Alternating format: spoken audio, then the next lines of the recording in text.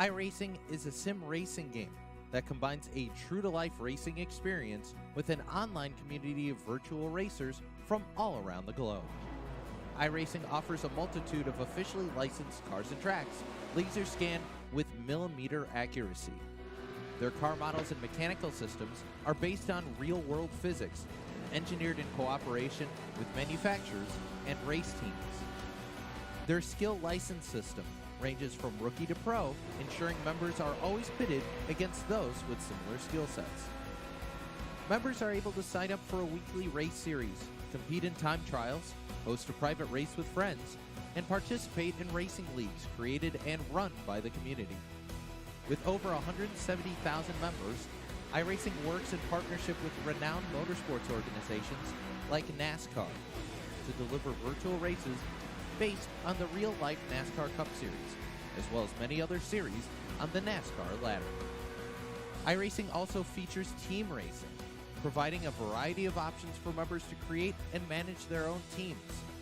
Race with friends or real-world teammates in full-length endurance events like the 24 Hours of Daytona, Spa 24, or the Bathurst 12 Hour.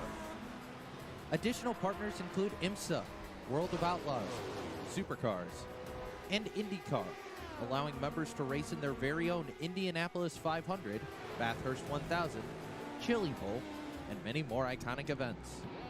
This is iRacing, delivering the most authentic racing experience short of getting into a real race car. Sign up today at iRacing.com.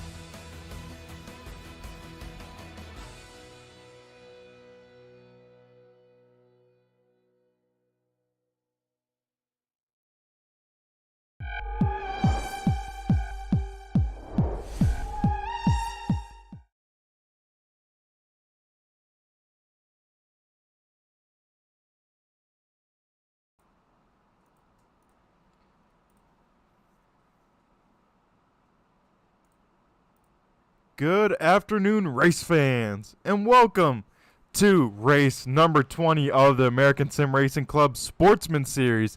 Tonight, we have the championship race. We will decide a champion for the red division as well as the blue division. So it's going to be an action-packed race here tonight on the Turn 3 Racing Network. I am Brett the Jet here in the booth, joined with my brother Carson. Carson, you want to say hi? Hello, Brett. It is my pleasure again to be with you here tonight on a Monday night for ASRC. Let me tell you, Brett, I'm as tired as a driver who just ran a 24-hour race by themselves, but that doesn't take away from the fact of how excited I am for this season finale here at Phoenix. It should be a crazy race, and if it's anything like what we saw earlier in the playoffs, it's going to be a wild one. Yep, the playoffs come to a head tonight here at Phoenix. Right now, looking at the timing and scoring, Andrew Payne at the top of the boards, Dan Parmley in second, Michael Sturgill third, Hayden Swank fourth, and Tommy Haynes in fifth. So that's our top five here from practice. We'll see who can take tonight's Quick Time Award. And Carson, I think the 93 car might be out there on track tonight. We'll have to keep an eye on him. Oh boy, Brett, the 93 car making his long-awaited return to the ASRC Sportsman Series. He'll be one to watch. He will. As we get ready to start qualifying here, we'll wait for cars to head out on track. Carson, you got any driver you want to take a look at? I say let's look at Ron Hart. He's been on a heater recently, and we'll have to see if he can keep that momentum up here tonight. Yeah, the 51 machine of Ron Hart finally got the 0 off his car, so now he's the normal 51. We'll see what he can do here on his first time lap. Carson, I think that might be his super late model paint scheme that fits kind of all right on his Xfinity car. We'll see where Ron Hart can go here in qualifying as he takes his first time lap. As you can see, folks, we do have the open dog leg tonight, so that means drivers can cut that yellow line down the front stretch there and can shorten it as much as they need. As we see Ron Hart float it into turns 3 and 4 for his first time lap. He will go number 1 provisional pole. We'll see if he can better his lap time, but Carson, I think the first lap will be the money lap with the tire fall off. And Brett, a very fast lap there. He didn't have anything that fast in practice, and he made it count when it mattered the most in qualifying. That he did, as we see Ron Hart coming to the line for his final lap here. We'll see if he can improve it. I doubt it. Tommy Haynes now goes second, just 1/100th of a second off of Ron Hart. Ron Hart does not better his lap time. He will stay provisional pole as we see the 86 machine of John Sanu. He's the current Blue Division points leader, Carson. We'll see where the 86 Luke Transport car can put himself in tonight's starting order. And Brett, he's been strong recently, especially with the playoffs these last few races. I expect to see a good finish out of that 86 machine here tonight. Yeah, John has a little bit of a points buffer over the other John, about 6 points. So he will just need to make sure that he pretty much finishes this race, Carson, and he should be looking pretty all right. As we see John on his first time lap here, heading to turn number 3. A little bit wide here, so that will slow him down just a little bit, but he'll have a good run to the start finish line. Maybe his second lap might be quicker, but lap number 1, he goes 10th quick, and it looks like already pulling it on in. And Carson, I think that's going to be it for qualifying, as I don't see Kyle Munson nor Andrew Payne out on track. Oh boy, those drivers want to start at the rear here tonight? I believe so. Oh man, those two. We've seen them run through the field, Brad. We'll have to watch. We'll have to keep an eye out for those two. Yep, that is the case. So a little bit of points knowledge before we start tonight's race. Dan Parmalee, overall points leader as of right now, has a 14-point advantage over Eric Papanow. And then Eric has about, I want to say, a 21-point advantage over Kyle Munson. Whereas the Blue Division, it's a lot closer, Carson. About an 6-point advantage for John Sanu, leading the Blue Division over John DeMeester, John DeMeester then has a 3-point advantage over Nathan Henry. So Nathan Henry's going to have to get a lot of points here if he wants to make that title push. But with some bonus points and whatnot, anything can happen. And Brad, he's the highest up of those three after qualifying, so we'll have to see. That we will.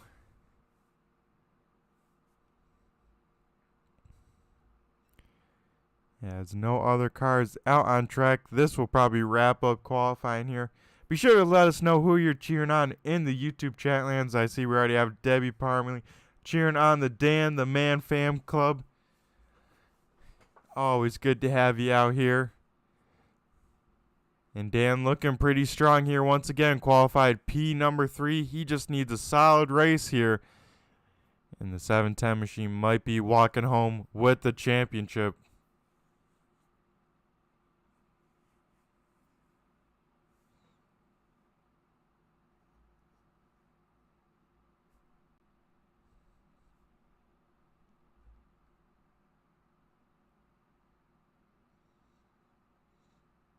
Alrighty, Carson, we got cars down on pit road, getting ready to go racing. So we will go down there and run through tonight's starting order. Ron Hart in the 51 machine puts it on pole. He's the Quick Time Award recipient in the 51 machine. Starting to his outside will be Tommy Haynes in the 17 machine. Row number 2 will be made up of our points leader, Dan Parmalee, in the 710 machine, with Michael Sturgill in the 90. And rounding out the top 5, Lee Campbell in the 27 machine. And to pick up from there, starting in 6th, it's the 43 of Eric Papanow, who is 2nd in the Red Division points. Then in 7th place, it is the 59 of Nathan Henry. We talked about him earlier. He knows what he needs to do here tonight. In 8th place, it's the 35 of Hayden Swank. In 9th, it is the 56 car of John Wimbish. And then to round out your top 10, it's the Blue Division leader coming into the championship, the 86 car of John Sanu. Picking up from there, John DeMeester in the Blue Deuce was star 11. 12th will go to Andrew Payne in the 93. And starting shotgun on the field tonight, Kyle Munson, last season's Blue Division champion, will be rolling off in 13th. And Brett, we do see both the 93 and the 28. Yep, they are both out there at the back of the field. So all 13 cars that are on the premise are here, and we'll get ready to go green flag racing as the 51 machine heads to the Geico restart zone. He jumps on the throttle, Carson. We are green flag racing for the championship. And a nice start there from the 51. I expect him to pull up and try to hold on to that lead. Yeah, Ron will have to jump up top to defend that run from the top side. As you see, oh man, everyone getting out of the throttle. Ron got big time loose there. Tommy Haynes had to back on out of it. That opened up the door for Michael Sturgill. He'll slide in second. Dan Parmalee now trying to make the move on Tommy Haynes for third. Hayden Swank from the top rope, trying to make a move on Eric Papanow. But up front, battle for the race lead, and it's already over. Michael Sturgill to the point here early at Phoenix. Brett, I think both me and you didn't expect that was going to be the move Ron made. What would that be, Carson? Getting loose. I thought he was going to pull up there. Oh, yeah. Yeah. Ron either puts down the power or else he's spinning for days with these Xfinity cars, it seems like. So, looks like he's backed it on down now. Probably getting some heat in that right rear, so we'll see if he can reel back in Sturgill. Luckily, no harm, no foul there for Ron. He's still in a good spot. Yep, still in P number 2. We're looking at the battle for 5th on track right now between Hayden Swank and Eric Papanow. This is a battle for some points, as now Eric Papanow looks to the inside of Dan Parmalee. Got a big run from that top side and trying to make it stick down low. It is going to be hard to make that pass in 3 and 4, Carson. The top side does have the advantages we saw even with Ron Hart getting loose, whereas the bottom side here in 3 and 4, has the advantage. So it'll make for some good racing. Yeah, Brett, and I figured these two drivers would end up finding each other here tonight, the 710 and the 43. They know what's on the line with the championship. We'll have to see. We know they're friends and teammates, but we'll have to see how much that championship really matters to these guys. Yeah, because they are 14 points separated, so Eric Papanow is going to have to get some stage points while Dan Parmalee doesn't, and then Papanow will probably have to win it and hope Dan has a big mistake or something like that and falls way back in this running order. So Eric Papanow probably hoping for a miracle.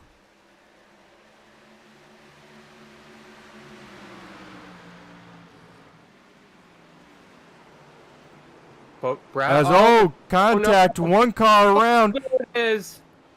Oh my goodness.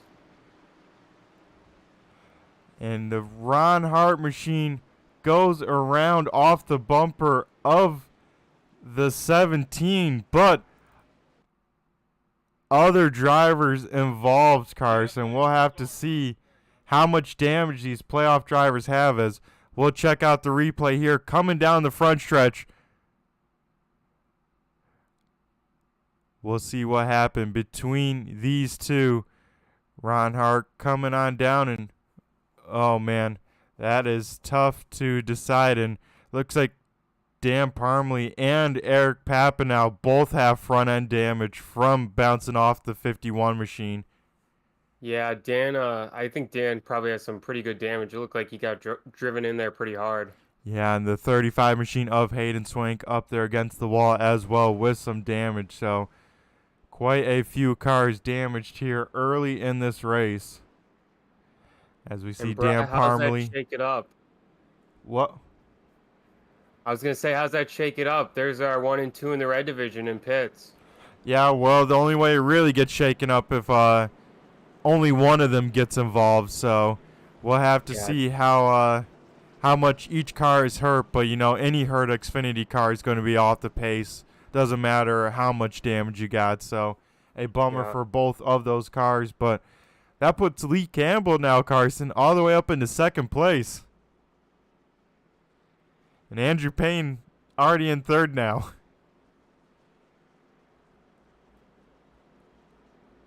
And Brett, I expect us to see Lee Campbell in the championship battle here next year. Yeah, that 27/14 car has been strong, especially in these last couple races. Has been even qualifying close, if not in the top 5. Now he just needs to string a race together, and I've seen a lot of improvements out of that driver. Like you said, I can't wait to see what he has to offer next season.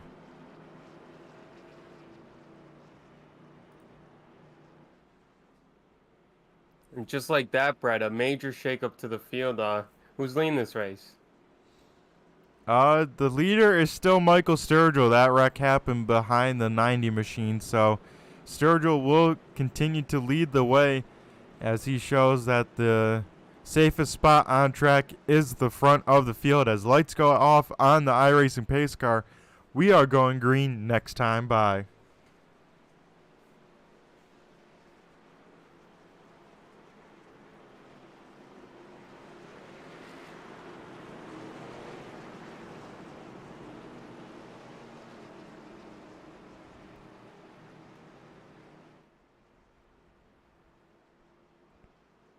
And a long time to wait, Carson, here at Phoenix from when that iRacing pace car heads down pit road to where you finally get going.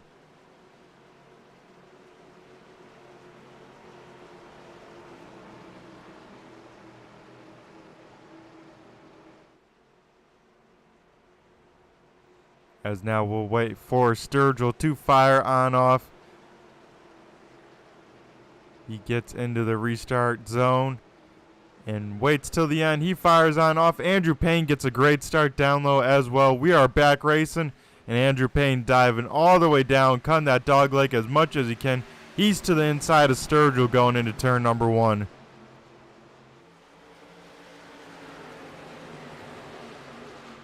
A pretty strong power move from the 93 machine, though. Lose a little bit of traction off of turn number 2. He'll slap back in.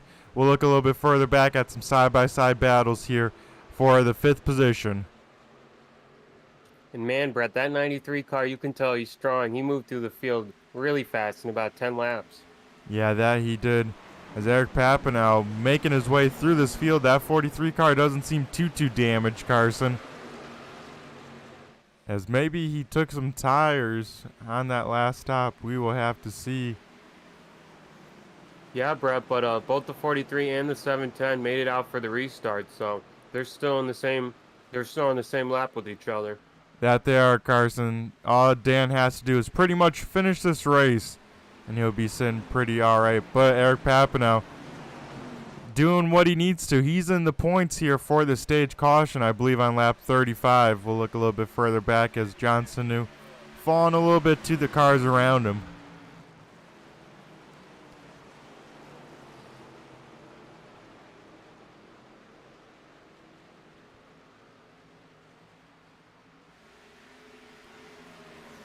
As Dan Parmley gets on by, he's back in the top 10 as well, running in the 9th position there with that beat-up 710 machine. Lee Campbell under fire now from Eric Papanow. Eric Papanow looking to the inside.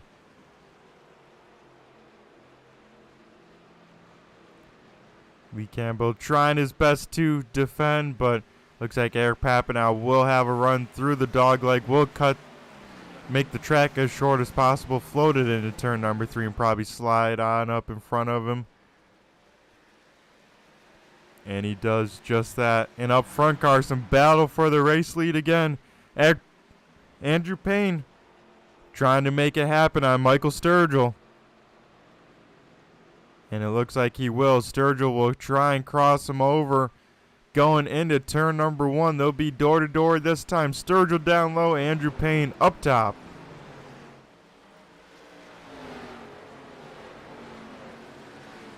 Looks like Andrew will be able to defend the position. He'll get the run on the top side. So, new race leader here, the 3rd different leader we've had tonight. Andrew Payne out front here at Phoenix.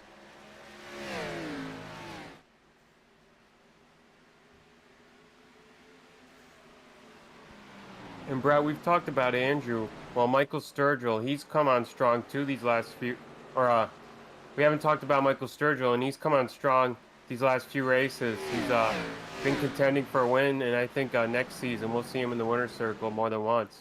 Oh yeah, Sturgill is definitely a very well-rounded racer. He knows definitely how to save tires, when to push, how to be fast. So Sturgill definitely a front runner, and if he plans to race a lot of races next season, you know, he'll be a championship title fight, that is for sure.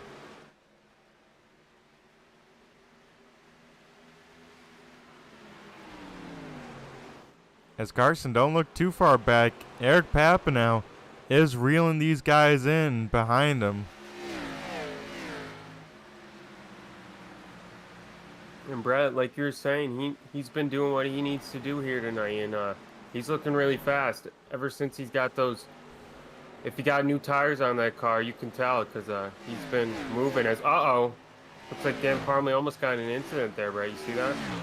Yeah, I heard someone over the radio say something, so not sure what happened. We'll try and jump to the replay, and it looks like they're already side by side, so not sure what happened between the two, Carson.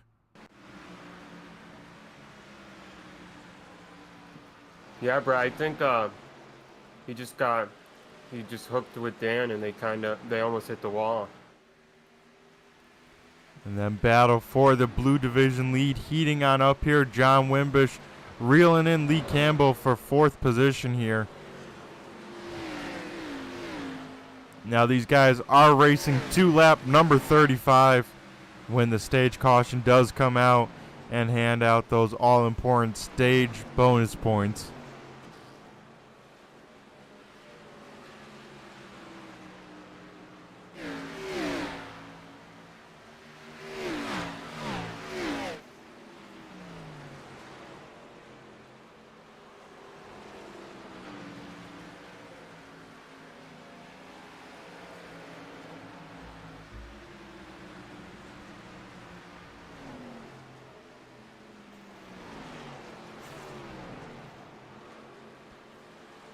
John Wimbish, another driver that I'd love to see next season. He has improved a lot as well, Carson, and can't wait to see what he has to offer for a full season for the next season's Sportsman Series. Yeah, Brett, we've seen a lot of drivers make big jumps in their racing ability, and I think next year when we see them for a full season, a lot of those guys are going to be a lot of fun to watch, and we'll definitely have to keep an eye on them. We'll probably be talking with quite a few of those guys in the booth after races.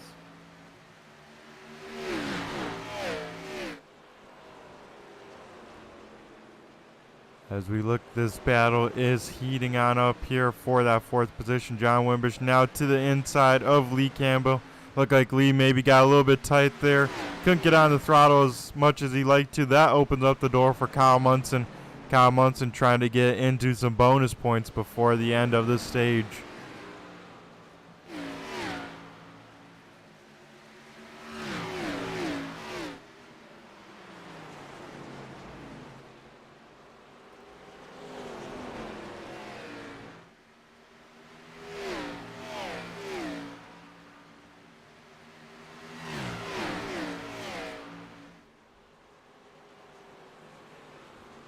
As a driver right behind them as well would love some stage points. Closing on that gap, that would be the 59 machine of Nathan Henry.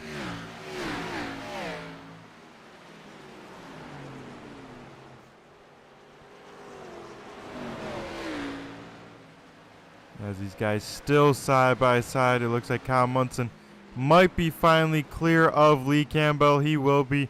They'll single file on out. We'll see what Nathan Henry can do. And Hayden Swank's also there, but it looks like Hayden had big time issue there. I think he got on the binders a little bit too hard.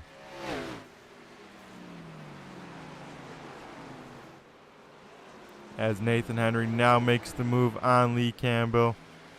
This is the battle for 6th on track.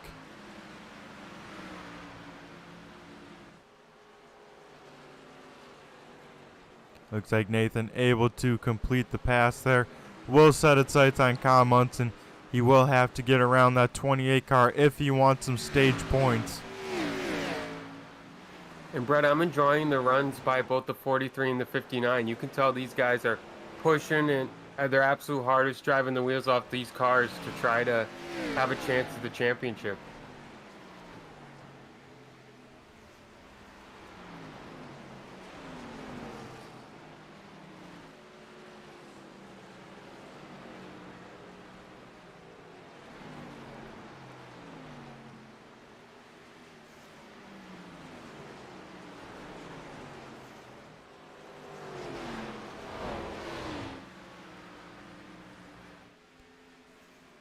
And up front, we still got Andrew Payne leading the way right around a half a second over Michael Sturgill, who then has a second over Eric Papanow for third.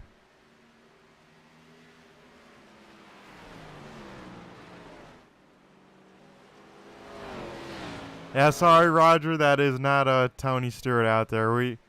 It's seeming like it tonight, you know, pretty strong performance from that 14 machine, but it isn't quite smoke, but it's our version.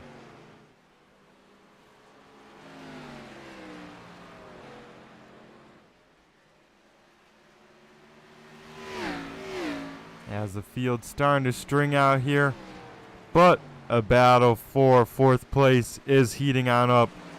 Kyle Munson trying to make the move on John Wimbish for fourth place. He's able to complete the pass, but we'll see if Wimbish crosses him over. And it looks like that is not the case. So Kyle Munson will move up to fourth place. John Wimbish will fall to fifth.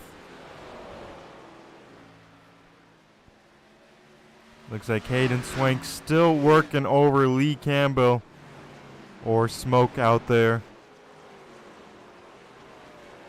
Hayden with that beat up 35 car. We saw him get involved in that first caution, but has rebounded to some pretty decent speed. He's running in the 7th position.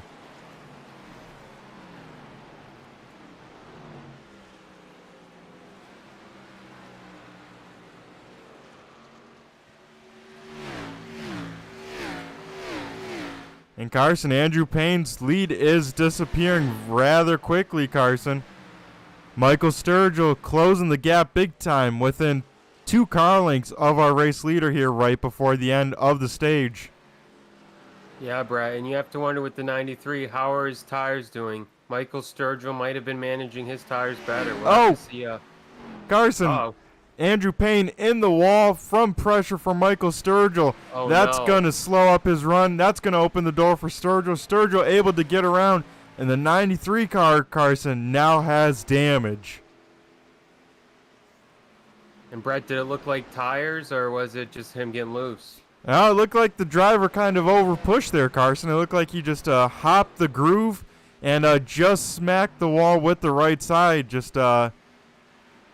It didn't look like it was loose, maybe if anything a little bit tight, but I think just pushing a little bit too hard towards the end of the stage. And Michael Sturgill will see the white flag here. 1 lap to go before we get our stage caution. Man, talk about shaking things up some more.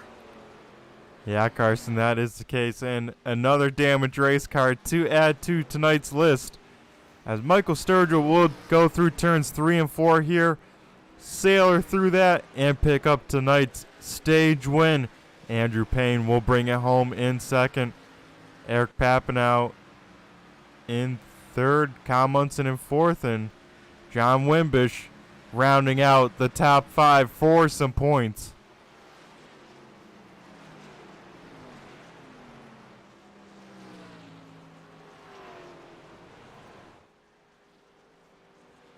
Carson, Eric Papanow gets 3 bonus points. So that moves his race down to 11 spots. So Dan Parmalee just has to finish 11 spots to Eric Papanow. Unless Eric can get to the lead, though. Yeah, I guess lead some laps and whatnot. So we'll just have to see, Brad. It closed. That's the big thing. The lead is smaller than what it was at the start of the race. Yep, as we see this field head down pit road for their pit stops under this yellow flag.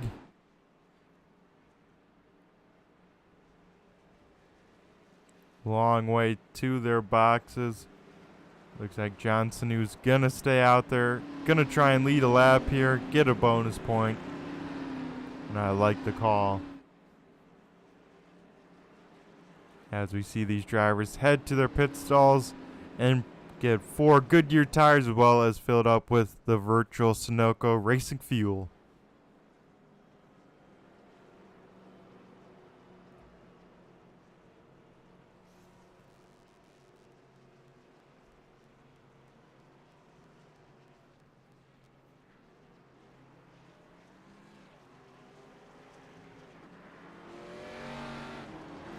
So it looks like Sturgill went off to race off of pit road. Eric Papineau in second.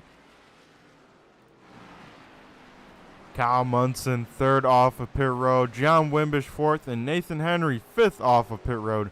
Andrew Payne still on pit road. Finally rolling off now. Getting that damage repaired. So shows you just how many spots that 93 car lost with that damage. Also still on pit road. Hayden Swank, Dan Parmley, and John DeMeester. All I assume getting some damage repair.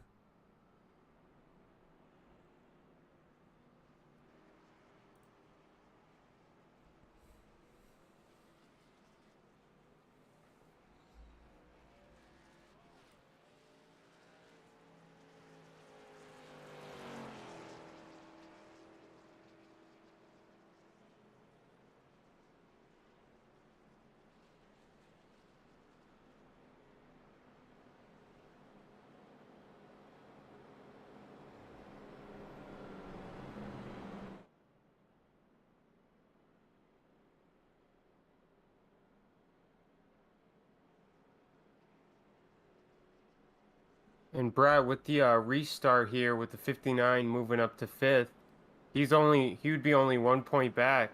Or actually, the scoring's right. He'd be tied with John Sanu. Uh,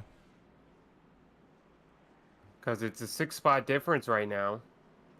6 spot for John DeMeester to Sanu. Okay. It is 9 spot difference to Nathan Henry, so he's got to go up My bad there, Brad. My bad. couple more positions, but he's close. He's definitely trending in the right direction that he needs to, just like Eric Papineau, who will start on the outside of this front row here when we go back racing. Lights are extinguished on the iRacing pace car. Nick Fleury will bring it in this time by. Those drivers are doing what they need to do so far. We'll have to see if they can keep it up. Yep, this is the true test, though. The long run is upon us, Carson. We'll see who can manage their tires, who can manage their pace, and who can manage their expectations. The iRacing pace cars down pit road will wait for the 90 or the 3 car on the car of Michael Sturgill to fire on off in the Geico restart zone.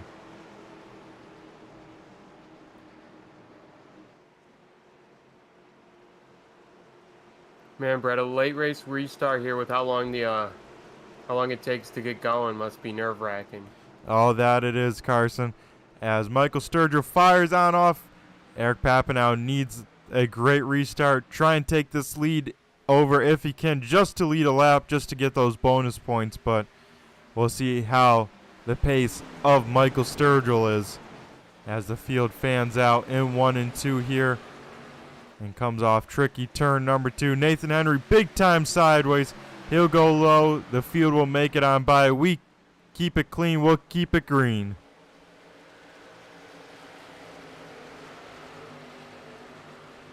As that is not what the 59 machine wanted to do there. Lose those valuable spots there for this playoff hunt.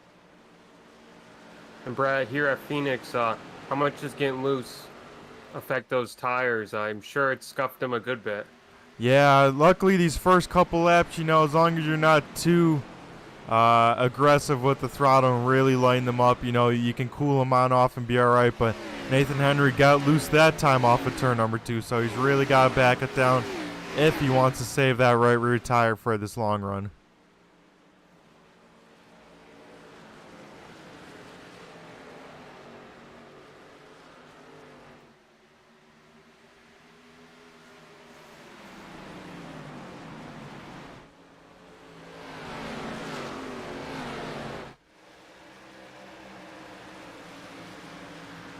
As we see our points leader, Dan Parmley, trying to make the move on Lee Campbell.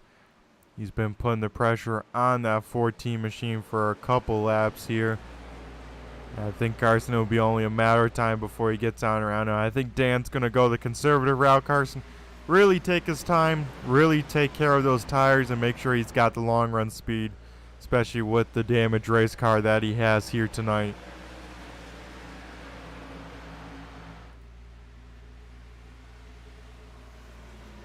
Yeah, Brett, like you were saying earlier, all he has to do is finish this race.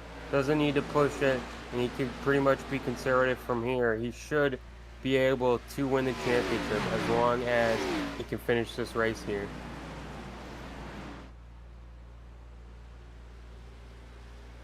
That will be the case. He does have front end damage, so you know he's got to keep an eye on those temperatures of that race car.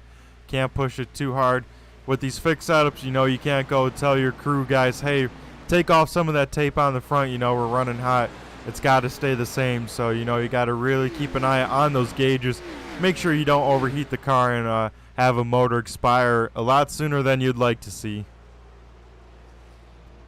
That's also the case, too, Carson, with Eric Papanow. You know, he's got that heavy front end damage. He's got to keep an eye on those temperatures, too.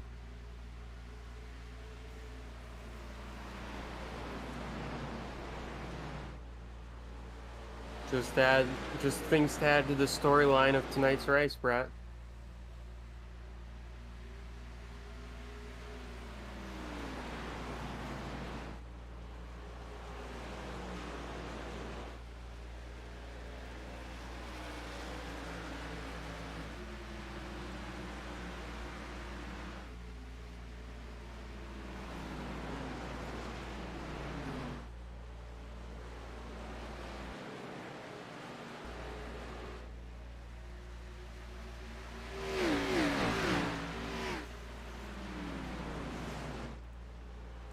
Tommy Haynes now making a move on John Wimbish. This is the battle for fourth, and just like that, it's over. Tommy Haynes will slot into P number 4, sets his sights on Kyle Munson here. A little bit further back, Dan Parmley all over the back bumper of Hayden Swank, with Nathan Henry and Andrew Payne giving chase. Kyle Munson got a run on Eric Papanow down the backstretch. They'll go side by side through turns 3 and 4. This is the battle for second.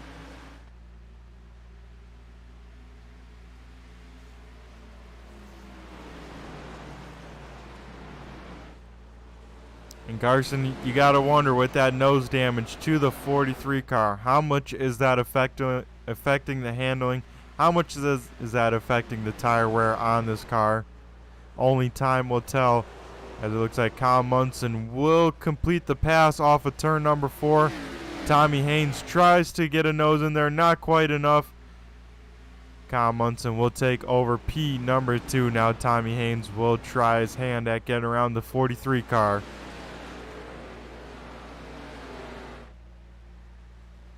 And Brett, even with that damage, I'm willing to bet that 43 car is trying to drive as good as he can, put in his best laps, because he knows come the end of the night he might still have a chance to win the championship. Yep, that is very true, Carson. As we see now, Tommy Haynes to the inside of the 43 machine. These guys are going at it door to door here off of turn number 2. This is the battle for third place, and Carson, I think the battle for first is heating on up as well. Kyle Munson has ran down our race leader, Michael Sturgill. And that, speaking of the 43, that's exactly what he wants to see. He's a bit far back right now, but that would be his chance to challenge for the lead if these guys get battling ahead of him. Yep, Carson, that would be the case. It looks like maybe Sturgill turned up the wick just a little bit, make sure he doesn't get past here. Eric Papanow a little bit loose off of turn number 2. That opens up the door once again for the 17 machine as these two battle. That brings in the 56 into the mix as well. Ooh, these guys are really leaning on each other.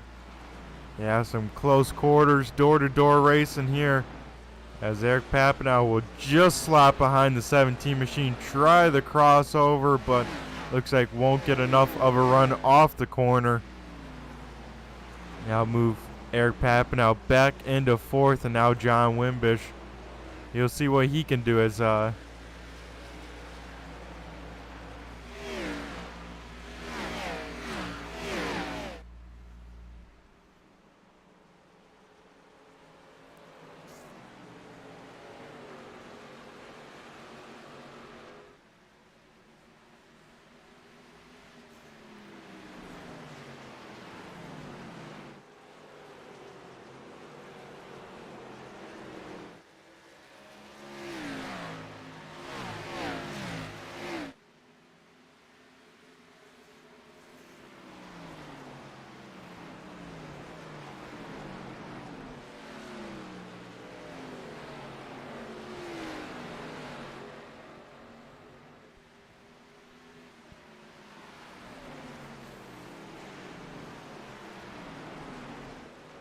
Brett, I've been seeing some crossover moves. How many total crossover moves do you think we gonna have overall in tonight's race?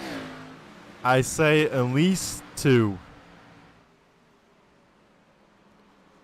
I like that guess, Brett. How many are you thinking there, Carson? I've seen more than 2 already, but let's say 7. That's a good number. Alrighty. As we look here at the battle for 6th, 7th, 8th, and 9th, kind of heating on up here. Lee Campbell or Smoke out there trying to make some magic happen behind the 35 of Hayden Swank. Nathan Henry also in this mix, leading the Blue Division playoff drivers as of right now, but we'll have to get around a few of these drivers to try and make that points push that he needs. As Andrew Payne will make a move on Nathan Henry, he'll jump all the way down. This is the battle for 8th position on track, and might be even for 7th as well, as Lee Campbell gets in there a little bit hot.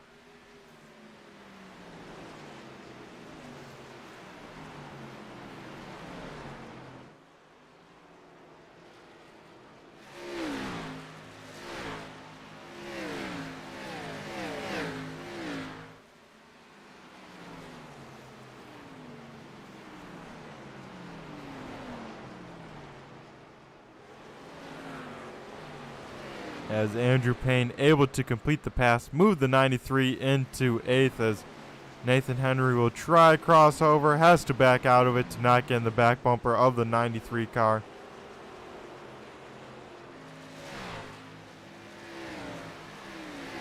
And now Andrew Payne will set to the sights on the 27 machine. Also a little bit further up, John Wimbish trying to make the move on Eric Papanow. These two are falling back to that battle we were just watching before. Andrew Payne now to the inside of Lee Campbell for 7th.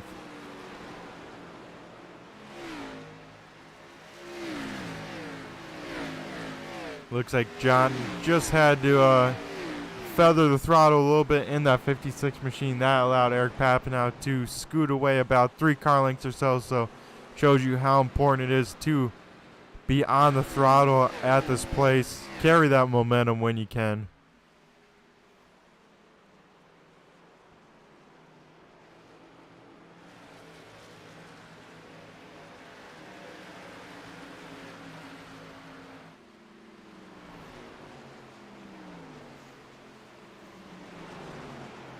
And this field single file and back out, but a new group is forming here. Hayden Swank now has caught the back bumper of the 56 machine. He dives out very aggressively from the back bumper. This is the battle for 5th on track.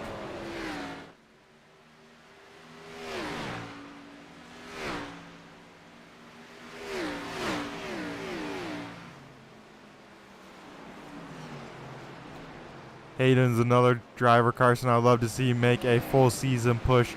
When he has some good luck, that 35 machine runs pretty decent. He's always pretty quick as well, so would love to see that 35 machine put in a full season effort, see what he can do for a championship run.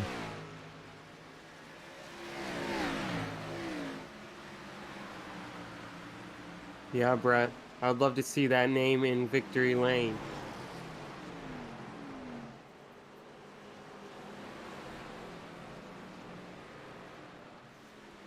As right behind him, John Wimbish now getting passed by Andrew Payne. So Andrew Payne now back up into 6th place after that long pit stop, repairing that damage on the 93 car. He's making his way slowly but surely through this field.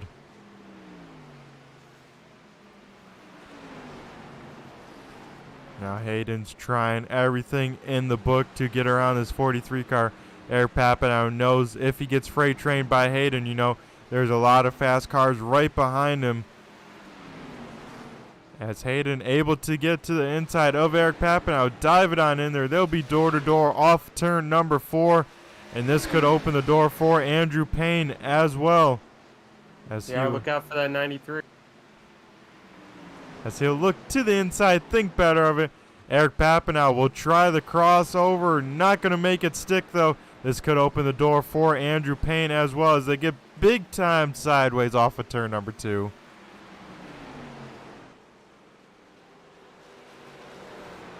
Andrew now to the inside of the 43 car of Eric Papanow. He'll go down low, cut the dog leg, make this track as short as possible, and try and clear the 43 car, which he does there. Now Eric Papanow will slide on in and a little bit of contact there, Carson. Eric Papanow to the back bumper of Andrew Payne. Now Andrew Payne has some more damage, and Eric Papanow has some more front end damages. Man, some heavy damage to the back bumper of that 93 car. Makes you wonder if someone was set in the pits, Brett. Yeah, makes you wonder as Eric Papanow now falls behind John Wimbish as well, so that puts the difference between him and Dan Parmalee only 3 positions. Definitely not enough to make up that points deficit. And this time by Carson at the start-finish line, we see cross flags for Michael Sturgill, who's been out front about a second lead over Kyle Munson. So cross flags halfway down, halfway home here for the championship season finale.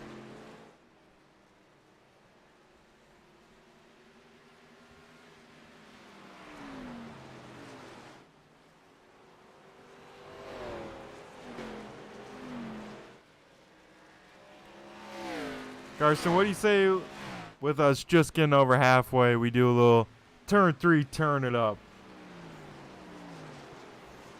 I say let's do it, Brett. Let's listen to these motors purr. Alrighty, we'll be back on the other side. Don't go anywhere.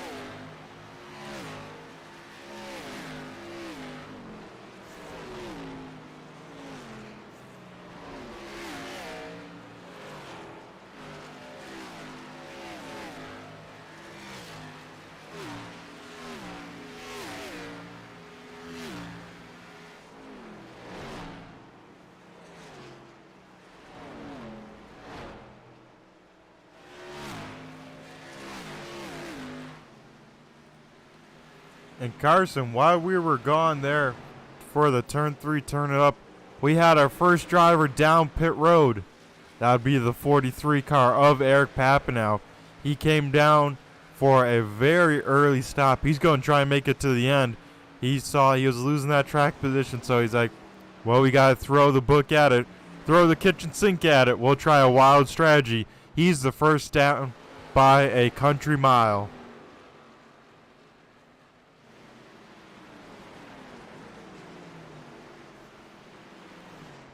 Up front. I wonder.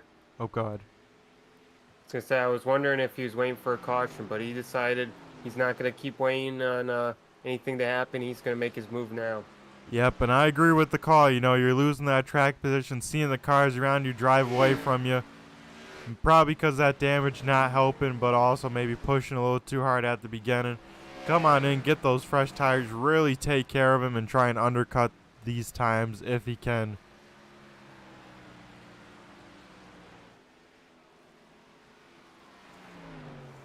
Right now, the pack has really strung on out here, Carson. I assume the next thing that will shake it up, just like Eric Papanow started, some green flag pit stops. Probably closer to lap 90, about 50 laps to go will probably be the safe mark. Split this run in half if they can. And Carson, one thing we didn't really talk about, I was hearing a little bit during the turn 3 turn it up. Some drivers are shifting out here. We'll ride on board with Michael Sturgill and see if we hear him shifting. But I'm pretty sure I heard quite a few drivers shifting down to third gear here at Phoenix. And the 3 or the 90 machine is one of them. You hear him drop it down into third in turn 3 there. Get a big run off and then bang fourth gear right at the start finish line.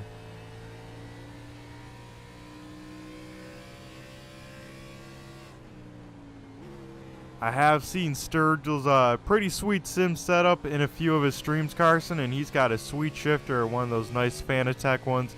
Not sure if he upgraded to the sequential yet, but a very nice sim setup by our leader, so I'm sure he has no problem with shifting the gears here tonight. As Carson, our second place driver, down pit road, that would be Kyle Munson. He might be starting the green flag pit stops. He's down here with 60 laps to go. And also in our points leader, Dan the Man Parmalee, down pit road in the 710 machine. Now, oh man, bro, we'll have to see what's gonna happen with this. Yep. Now I think all these drivers, the green flag pit stops have pinged on their radar. Now our current second place runner, Tommy Haynes, down pit road as well. It's only a matter of time before we see our race leader come down pit road. Luckily, he has a little bit of a cushion, so you know he can stay out there, use up these old tires a little bit more than the rest of the field, and still come out with the race lead.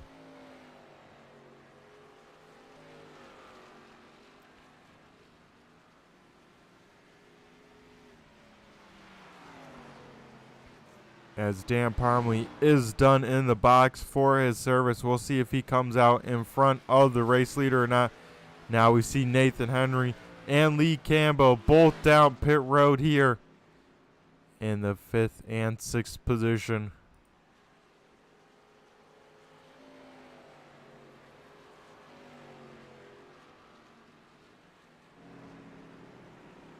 And Brett, do you think someone like the 93 might try to push it and see how long they could go without pitting?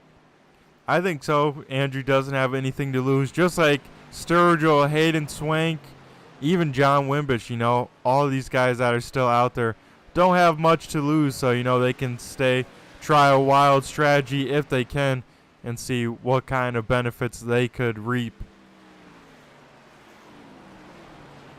As we see our race leader, Michael Sturgill, down pit road. This will hand the race lead over to the 35 machine of Hayden Swank.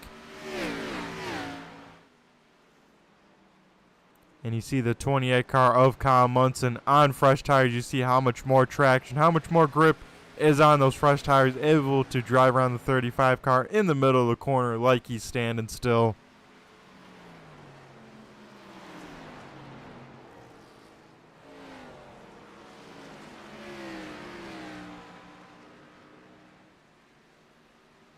So far, only 3 cars have not hit pit road.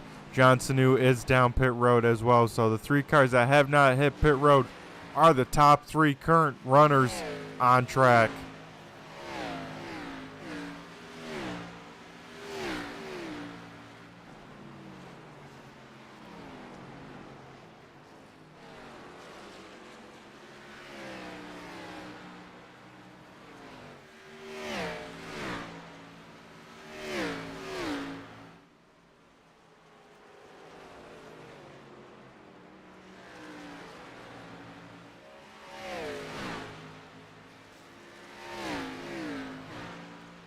We see the 56 machine of John Wimbish down pit road this lap. So now it only leaves these 2 drivers that have not hit pit road yet.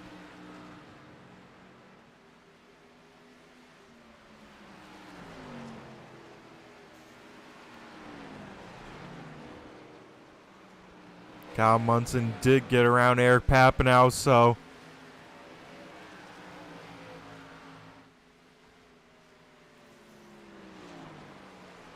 when these leaders decide to come on down pit road, Kyle Munson will be the race leader, as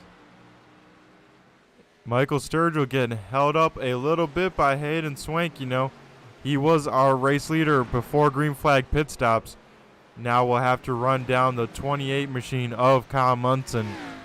About a 4.5 second gap, the difference, but still a lot of time to go.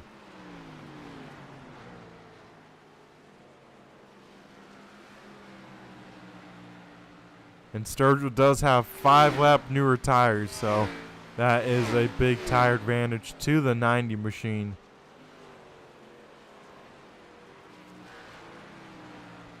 As this time by, Carson, I would expect to see the 93 and the 35 down pit road.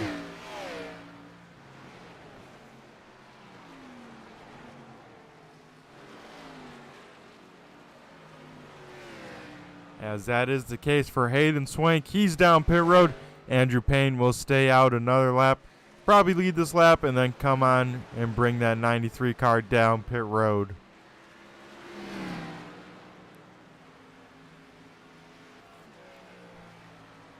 Well, Brett, our prediction was right. Andrew did stay out the longest. As we get a yellow flag, Carson, Andrew Payne, the only car out here, and this will throw a wrench in everything.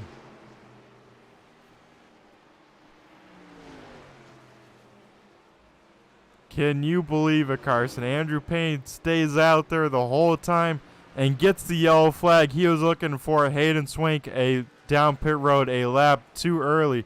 We'll take a look and see what brought out this yellow flag. It looks like, oh no, Carson, it might be the blue deuce. Oh man, Brett, tell me, does he at least still have a nose on it? He at least still has a nose on it, Carson. And it looks like, oh man, it looks like maybe some sort of issue for the blue deuce. Kind of just brings the caution out on his own, stops down pit, or stop.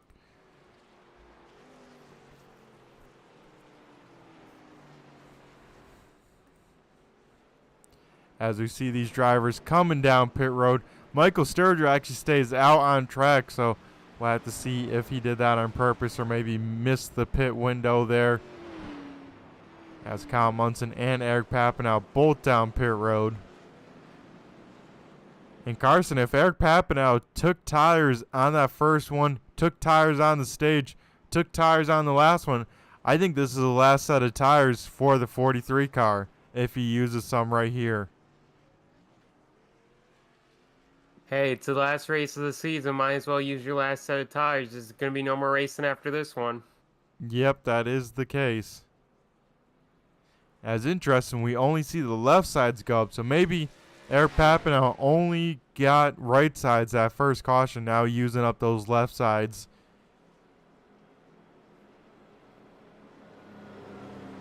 As we see.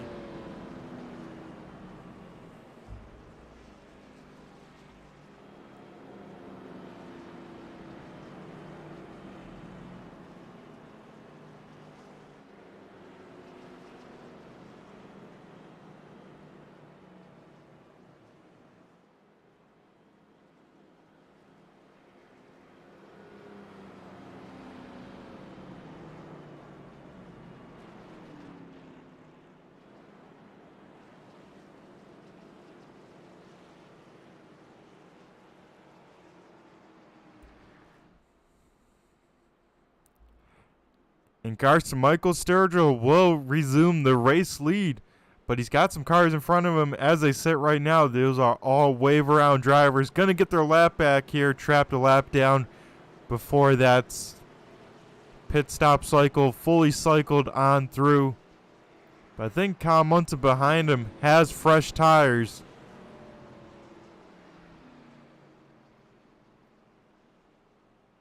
And Andrew Payne down on pit road, getting that damage repaired on that rear end. Looking a lot better there. Tommy Haynes also very long pit stop. Not sure if he had some damage. I would have to think so.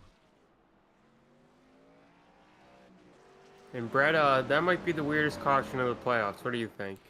Yeah, I agree. I think he had some sort of big mechanical issue, whether the motor blew up or something was on fire.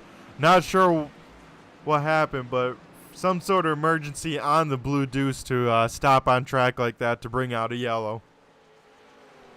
As the lights are extinguished on the iRacing pace car, Carson, we are going green next time by. And folks, you don't see this every day at your ASRC, your regularly scheduled ASRC race, that's for sure. Yeah, and these guys, that got the wave round. Got to be pushing hard to try and catch this field here. They are probably, as the admin is saying, they're going to delay it, Carson, and let the field catch on up. It looks like they would have maybe just caught it in time, but we're not going to take any chances here. They're going to delay it, give us one more pace lap before turning them loose here for about 50 laps, 45 laps.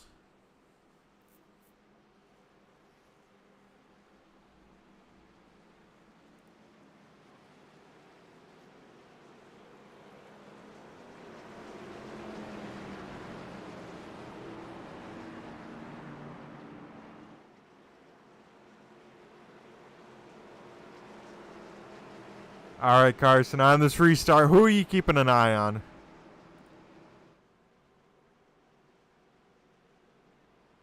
I think Eric Papinow. We'll have to see what he tries to do here. He knows he probably needs to win this race to have any shot in the championship.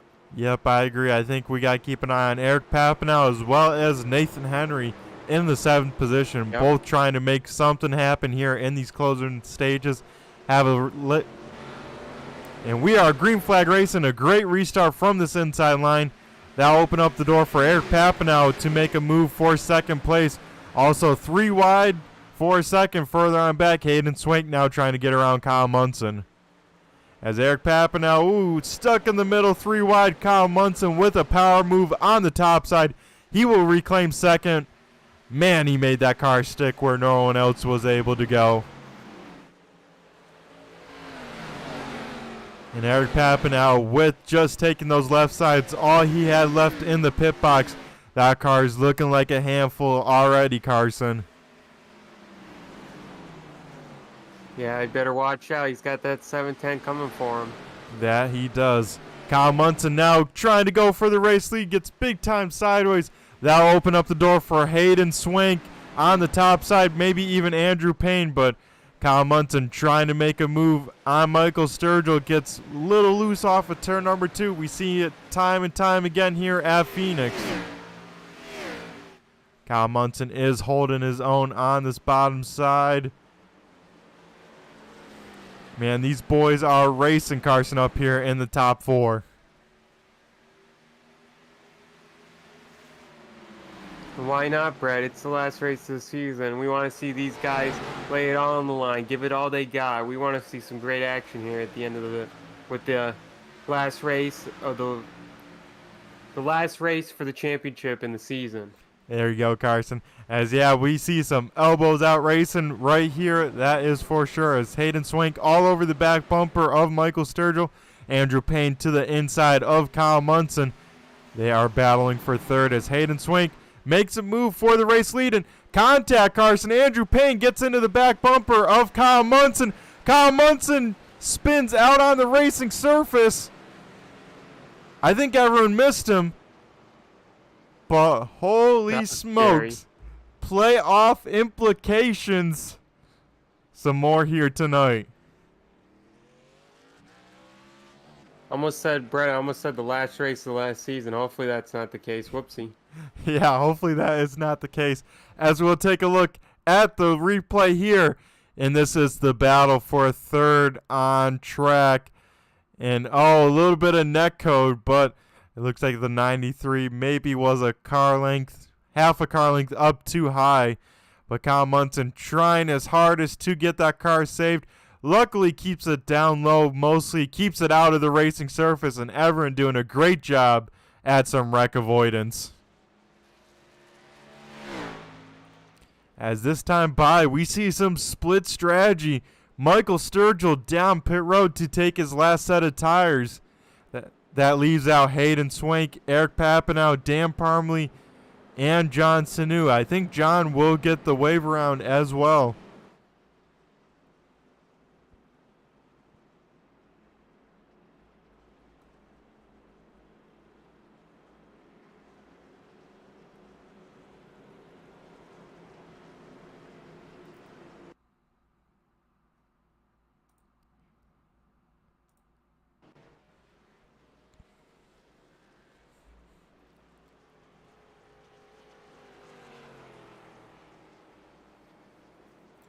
As Carson, you know what old DW says, cautions breed cautions. Are we going to see any more here tonight, especially with the split strategy now? Now we'll see a whole bunch of drivers on some different tire choices now.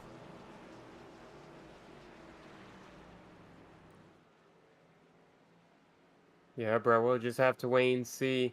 With drivers at the front of the field on old tires, that can always lead to some that could sometimes, lead to some consequences. So we'll have to see what unfolds here in these next 35 or so laps.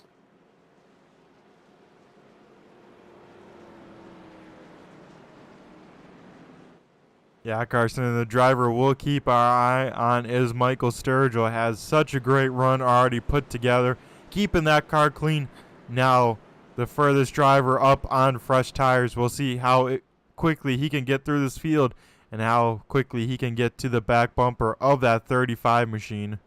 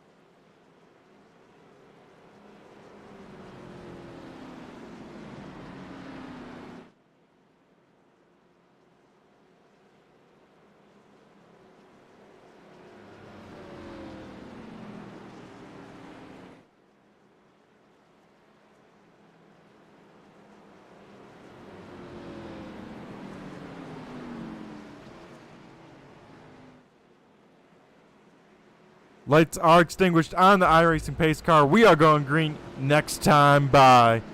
Hayden Swank will be our race leader, leading us to the Geico restart zone. Eric Papineau will be, once again, starting on the outside front row. Dan Parley in third, Kyle Munson in fourth, And the guy on new tires, Michael Sturgill, will be in 5th.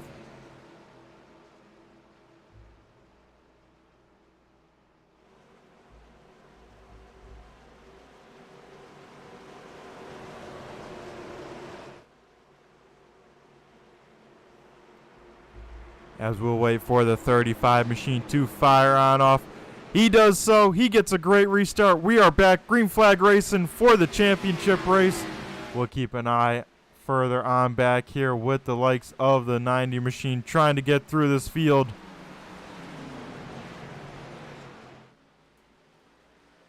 Kyle Munson making that outside work on Dan Parmley. Michael Sturgill will follow him through. Now looks to the inside. Munson will try and cover him up, but to no avail. Sturgill to the inside. This is the battle for 3rd. Further on back, we see some of those new tires mixing with the old here. As Lee Campbell tries to get around Dan Parmley up top.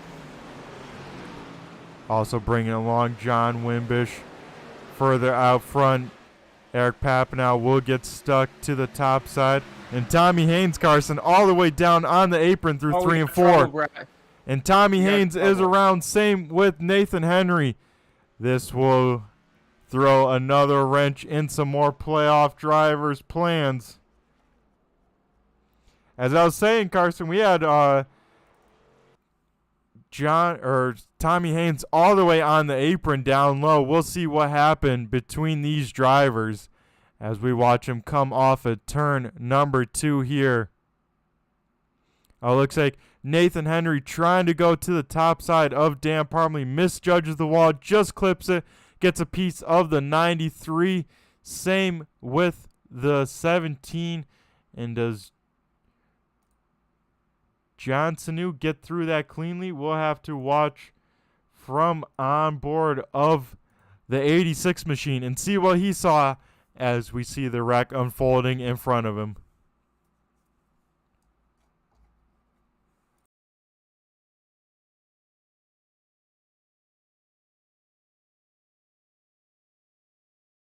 As we see John Sanu get through the first part, and I want to say he just got clear of Tommy Haynes. Maybe just clipped him a little bit with the right side, but awesome wreck avoidance from the 86 machine of John Sanu. As Carson, more torn up race cars towards the end of this race. Yeah, Brad. I think these drivers are definitely throwing caution to the wind. Some of them, they know how big each position is, and they're trying for championships. They're trying for the glory, and sometimes you bet on yourself and you lose. So. Yep. As we now head into 30 laps to go in this race, Michael Sturgill able to reclaim the lead. Kyle Munson has already rebounded back to 2nd. Eric Papanow in 3rd. Lee Campbell leading the Blue Division drivers in 4th. And John Wimbish right there in 5th. And then a good notable, John Sanu gets his lap back, Carson. Is in 6th. He's currently leading the Blue Division. If he can just keep this up, Carson, he's got that Blue Division championship.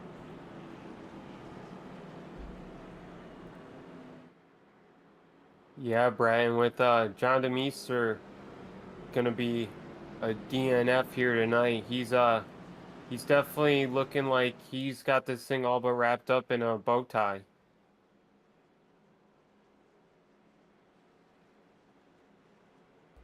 Even though he drives a Toyota.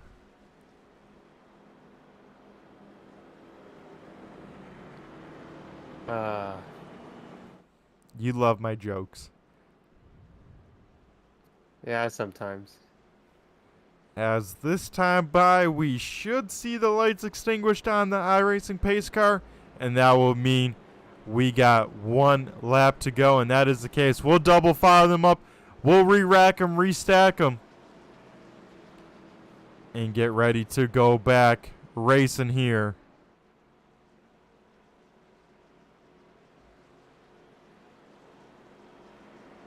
And Carson, not sure what happened to the 17 machine. He's back on pit road under yellow. Should we take a look to see what happened? And it looks like maybe just some sort of mechanical issue.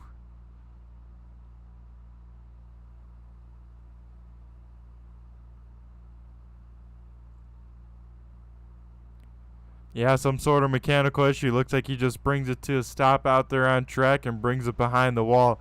As we go back up to the front, we'll wait for Michael Sturgill to bring us green flag racing here once again for the season finale. Carson, we're down to like 8 cars out on track. And we're getting a little of everything here tonight, Brett. Incidents, issues with the cars, and having to pull off, wrecks, like everything. We're seeing aggression, everything, Brett. Yep, as we have once again 3 wide racing action off of turn number 2. This time, once again, Eric Papanow stuck in the middle here. Hayden Swank down low. Lee Campbell up top. Lee Campbell able to make the power move. Gets the top side to stick. He will take over third. Now, Hayden Swank will take over fourth, or at least try to, as well as John Wimbish will get around the 43 of Eric Papanow, who has no more tires left. Michael Sturgill with a great restart. He was able to shoot out like a cannon, and he's not looking back anytime soon. And Brett, add 3 wide racing to that list of things we've seen. Yeah, and that's not the first time we saw it. This time, at least, all ends good. We stay green flag racing here.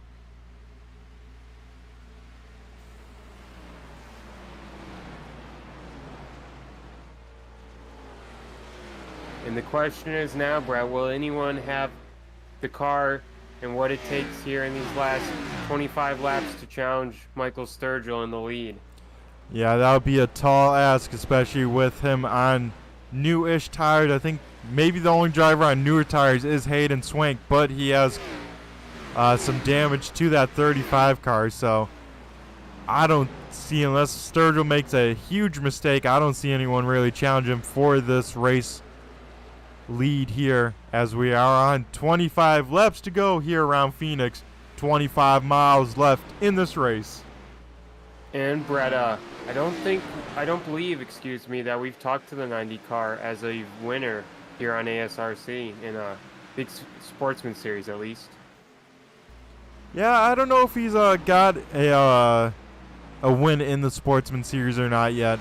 I know he's had quite a few races where he's been up front. I mean, even last week, he finished on the podium with that damaged race car, so he's got the speed. Tonight, he might be able to just put it all together. As Hayden Swank challenges Kyle Munson for second. Looks like he'll be able to clear him, not quite off of turn number 4. They'll go side by side down the front stretch. It's always cool, though, Brett, to see another winner and have another driver to talk to in the booth after a victory. That is very true, Carson. As Hayden Swank able to complete the pass, he sets his sights on Michael Sturgill and reeling him in a little bit here, Carson. So we might have a challenge for the race lead. Or does the 35 use up too much of his stuff before he gets to the back bumper? We'll all find out here in less than 22 laps.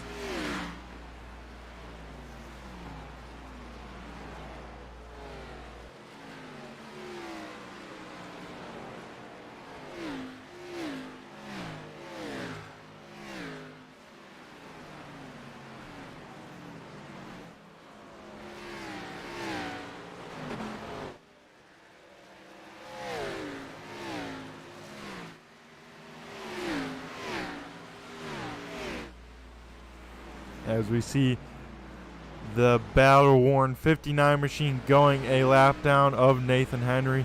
He's out here just putting in the laps, trying to see if he can make anything happen, but looks like his playoff championship hopes are over for that 59 machine.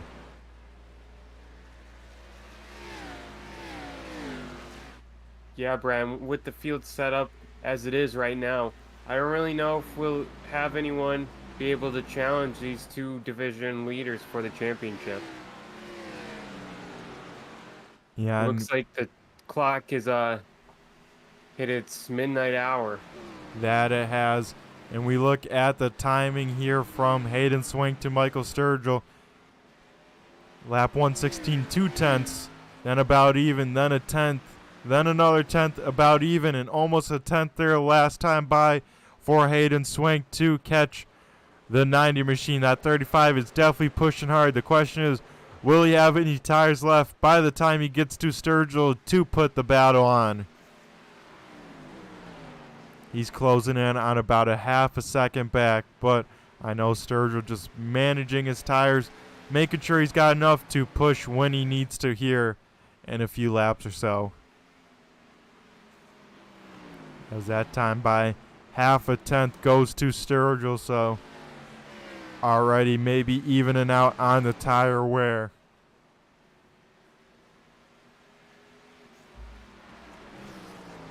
But Carson a little bit further back, battle for the blue division lead. This is Lee Campbell and John Wimbish battling for fourth on track. And a chance to talk with us in the booth.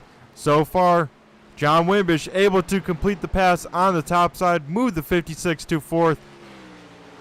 And if they stay like that till the end, we'll be talking with the driver of the 56 machine.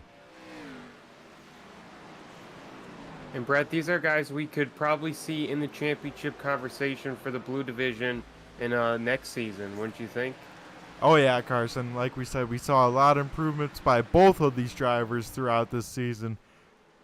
With both of them being late entries in the season, we've seen some great improvements from them. Can't wait to see what next season brings for these drivers. I agree with you there, Brett.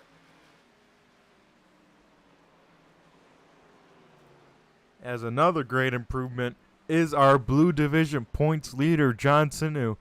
You know, I don't know how many people had him chosen for the championship run, especially with how dominant we saw Jeff O'Quinn and some of those other drivers throughout the season. But, you know, he was consistent, turned it up, got a blue division win here in the playoffs, been here. And Carson looks like he's going to get to taste what it's like to be an ASR champion, ASRC.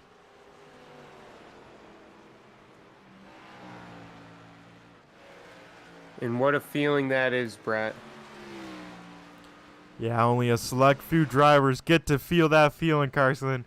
And let me tell you, it's definitely something special to have a whole season put together, especially one of these long 20-race seasons, you know, to have it come all together like this and to end up with hoisting the trophy at the end definitely means a lot. The same could be said for that 7-10 machine of Dan Parmley. Just out here making sure he clicks down the laps, brings that car home in one piece, and he'll be seeing the overall as well as the Red Division Championship, and a well-deserved one for that 710 crew. And Brett, I know you've know the feeling of the jubilation of winning a championship. You've done so multiple times in the Super Late Model Series, but I don't know what it is with these Xfinity cars. You just don't seem to be good enough to run out here. What do you think? Yeah, Carson, these guys are the best of the best, let me tell you. You know, I'm still waiting for the invite from me. You know, maybe one day I can grow some deeper pockets, let's say, afford an Xfinity car, but right now we're still stuck on the short track side. And I think for the next race, you know, we got the wrap ripped off, didn't have enough time to get out the new wrap, let's say. So we're coming out with literal spray painted numbers and that kind of car. So be sure to check it out next Wednesday to check out, see what I roll out on track with. You heard the man, folks. Be there on Wednesday and you'll see Brett's surprise. I guess we could call it that. Yep, and up front, we see two open palms from the flag man. 10 laps to go around Phoenix. Michael Sturgill increasing his race lead over Hayden Swank. Everyone really spread out here, Carson. I think everyone's just ready to get this race over with and put it in the books. Yeah, Brian, as we come down to these last 10 laps, what a season it's been. Just reflecting back, some good memories here in the booth with you. And Carson, do you remember where it all started? Richard Pruitt in the 24 machine wins the overall race at Daytona. Yeah, bro, I do not forget that moment. I remember talking with him and hearing how excited he was, and we, I think you and me both told him he should get a lottery ticket because man, he was having some good luck at that point. But what a start to the season, and what an ending this will be here tonight. That will be the case. We saw a lot of newcomers throughout the season. Gotta thank everyone that stuck with the series, as well as gotta love all the new first-time winners that we see in. Like you said, Carson, I think this might be Mike Sturgill's first ASRC Sportsman win if he can just seal the deal in these next 7 laps. Last race, first win. That's some poetry right there. I know we'll see more from him though next year if he decides to run this. Yeah, he better decide to come on out if he wins the final race of the season. You know, keep that momentum rolling through the off season and see what he can do when it comes time for next season.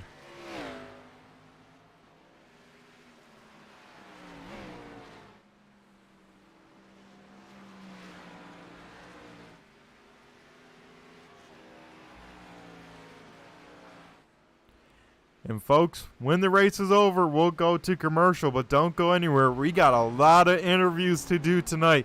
We got the top 3 Blue Division winner as well as the overall champions of both divisions. So we got a lot on the plate tonight, so don't go anywhere. We got a lot of good interviews coming on up, but this time by Mike Sturgill. We'll see 5 laps to go around Phoenix International Raceway for the championship finale of the ASRC Sportsman Series.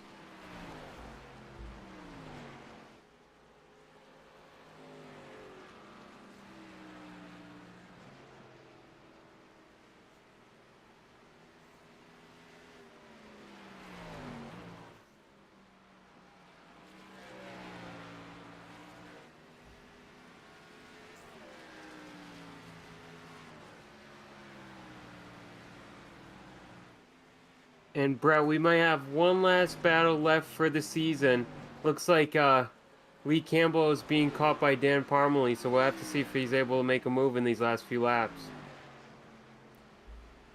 Yeah, we will have to see as he does, in fact, close the gap ever so slightly here off of turn number 2. Within half a second back, but with 3 laps to go, you know, Lee Campbell will just have to hit his marks. As long as he doesn't let the 710 machine to the outside, I could see that battle being hard-pressed to get around him.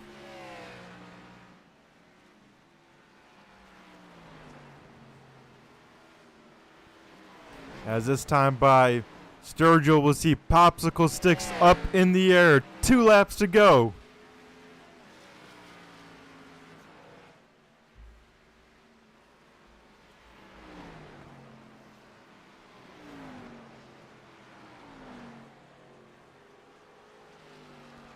And down the backstretch he goes. He just got to hit his marks for 1 more lap. 4 more corners for Michael Sturgill to add his name to the infamous list of ASRC winners. White flag for the 3 machine. 1 lap to go for the season finale. Michael Sturgill floated through turns 1 and 2 for the final time. Has Nathan Henry up front, but won't be a factor here. He's just got to get it through these last couple corners, and he will get the job done, Carson. Michael Sturgill will win tonight's race. Looks like Hayden Swank will bring it home in second. Kyle Munson in third. John Wimbish in fourth. And Lee Campbell in fifth. And the champions look like Dan the Man Parmalee in the 710 machine will pick up the red and overall division championship. And John Sanu will pick up the blue division championship in the 86 machine.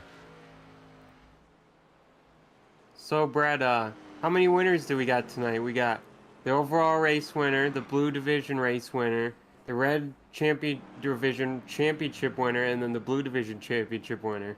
Yep, and all the viewers at home, you know they're all winners. That's a lot of winners. That is, as Sturgill brings it home straight to the garage. He's going straight to the tech, Carson. Actually, I didn't know this. You can get up on victory lane just about. So Michael Sturgill brings it up there on. Let's see if we got a camera shot here. As he brings it up on the podium and is burning it down in victory lane, the actual victory lane. So pretty cool stuff out of Michael Sturgill. On the front stretch, we got Dan Parmley burning it down for his championship win. And we got John Sanu also hanging on out. Don't go anywhere, folks. We got a lot of interviews to do. We'll be right back. The most realistic online racing sim ever made. This is iRacing. Detailed laser scan tracks, fully dynamic real world cars, and over 50 series to choose from. 6 online world championships offering over $400,000 in annual prizes. This is the original esport racing game. This is iRacing.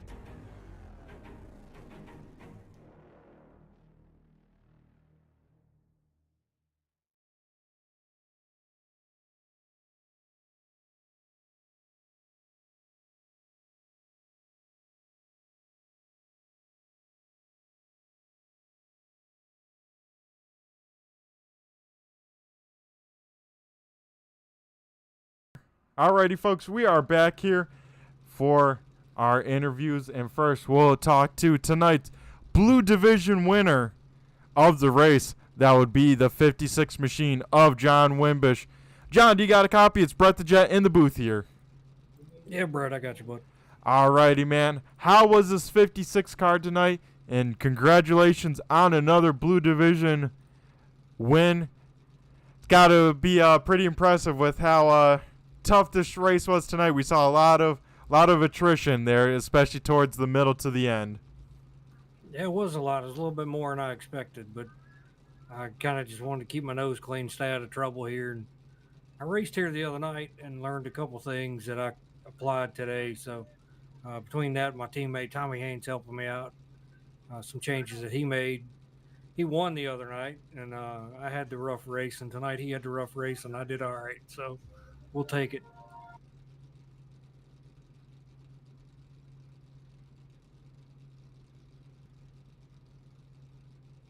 We're talking about you on the broadcast and saying how you've improved, it seemed like, since you joined us mid-season. You know, it's really come to your own stride, and we can't wait to see you for next season. Hopefully you plan to race with us next season, and can't wait to see what you got in store, because it's been fun watching you, and it seems like, yeah, like I said, coming into your own with these Blue Division wins, especially at the end of the season here. Yeah, we've had a good stretch here, I think. We've learned a lot and just kind of got back in the hang of things. So we're ready to go at it, man. I wish it wasn't the end of the season, but we'll be back. Alrighty, awesome stuff, John. Well, we'll have a shorter interview since we got a lot of people to talk to tonight. But before we let you go and celebrate this Blue Division win, I'll hand over the mic to you and thank who you got to thank for this 56 team here tonight. I just want to thank everybody here at the league. Put on a good show and done a good job, and appreciate what you do putting it out there so we can go back and watch and learn. And congratulations to the champions and the winners for tonight. Alrighty, well, awesome job to you, John. Once again, congrats on your Blue Division win. Can't wait to see what you have in store for next season. And as always, you have yourself a great rest of the night and have a great off season. 10-4, thank you, Brett. Alrighty, folks, that was our Blue Division winner. Now we'll go dial up our third place finisher, that being Kyle Munson in the 28 machine. Kyle, do you got a copy? It's Brett the Jet in the booth here. Hey, what's up, dude? Alrighty, man. A little bit of an up and down night for the 28 team. How was the car? And, man, what was going through your mind there throughout this race? Yeah, it's definitely a wild one. Car was really good all night long. I just tried to keep it clean for the most part. I knew going into it that it was just a matter of, just logging laps and basically just trying to be there at the end of it. Yep, that was the key. And Kyle, we got to talk. So you get the contact with Andrew Payne, that sends you to the back, and then it seems like 2 laps later, you're all the way back into second. What was kind of the roller coaster of emotions, and what was going through your mind that maybe, hey, I still even got a shot maybe at the win here tonight? Well, I'll tell you, man, like when we had those green flag stops, I was trying to get the undercut, and I made it work. I had like a 4-second gap on Sturgill there, and man, I was hoping I was going to run green, and then we just got that caution, and I took another set of tires there, and that left me with 0. But I was figuring, dude, we weren't going to get in our caution. I mean, most of these guys run pretty clean, so you know how it is. But yeah, unfortunately, we got a caution there, and then kind of bunched everybody back up, and everybody else is back on tires again. So yeah, as far as the contact goes, I mean, it was unintentional. It's not like it's wrecked me on purpose or anything, So we're just going for the same spot. Yep, that was the case. So Kyle, we'll talk a little bit about your season here while I have you. So you win the blue division last season, get promoted to the red division. You race through the whole season pretty much. You make it to the red division playoffs, which is saying something, and you come home in the 3rd position in the red playoffs. Got to be able to pat your back at a strong season here. Probably not what you're hoping for, probably looking for the championship, but 3rd overall isn't nothing to laugh at either. Honestly, man, I'm just happy to be in the 3. Just in the races and obviously in the overall points. But the main thing is like my main goal was actually going for an overall win. Just an actual race win, not necessarily points. Gotcha. Well, I can't wait to see what you have to offer for next season, Kyle. Like we said, we saw you improve a lot last season. You improved overall this season. Can't wait to see what you bring to next season. But before we let you go, Kyle, and celebrate this 3rd place finish tonight, I'll hand over the mic to you and thank who you got to thank for this 28 team here. Yeah, I just want to say thanks, for everybody for a good season of racing. Obviously thanks to you for doing the broadcast and everything, and thanks to my sponsors, Team Losi Racing, Horizon Hobby, Spectrum, J Concepts.